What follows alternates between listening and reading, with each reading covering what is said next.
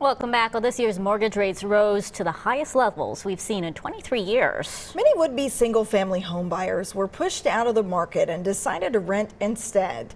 That drove up rental prices in the Twin Cities. Here to tell us more about where the rental and housing markets are now and where they're going in the coming years is Angela Schliinz with Kris Lindahl Real Estate. Thanks so much for joining us.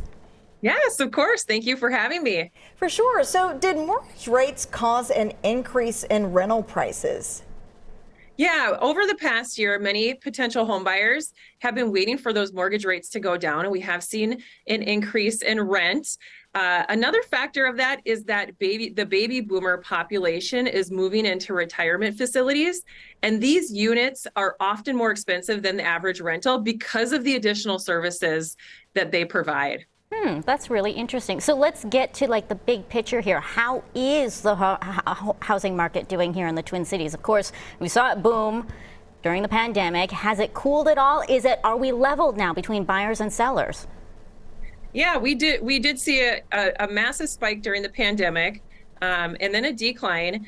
I am happy to let you know that we saw 11% increase this December in listings than last year. And we've also seen the mortgage rates continue to dip, which they did again yesterday.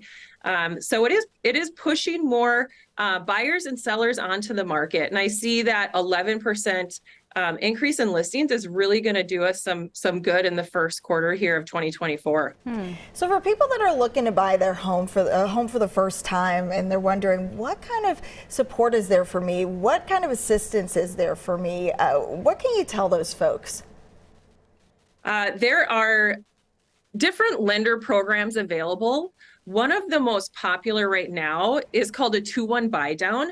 And this gives you a 2% interest rate discount for the first year of your loan and a 1% discount for the second year. After those 2 years, you'll return to the original interest rate that you locked in on your home, and you can refinance this at any time. So I would suggest working with a mortgage professional to really understand what the programs are that are out there. So then would you say now is a good time to buy a home? I know that's a tough question to answer, but of course you said more listings in the winter, which I think is interesting because normally that was when I would think that people would maybe not go look for houses because it's cold outside. Do you think now is a good time to go buy a house?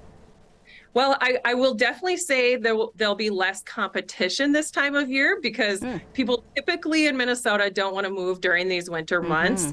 During the cold season, but there's less competition out there this time of year. And with that increase in listings, yes, there's more available inventory, and those interest rates are also at the lowest they've been in a very long time.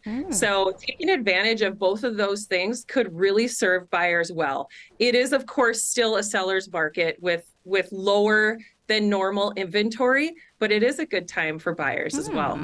Okay. All right. Thanks so much, Angela. Great information. Appreciate you spending some time with us today. Of course. Thank you again. Yes.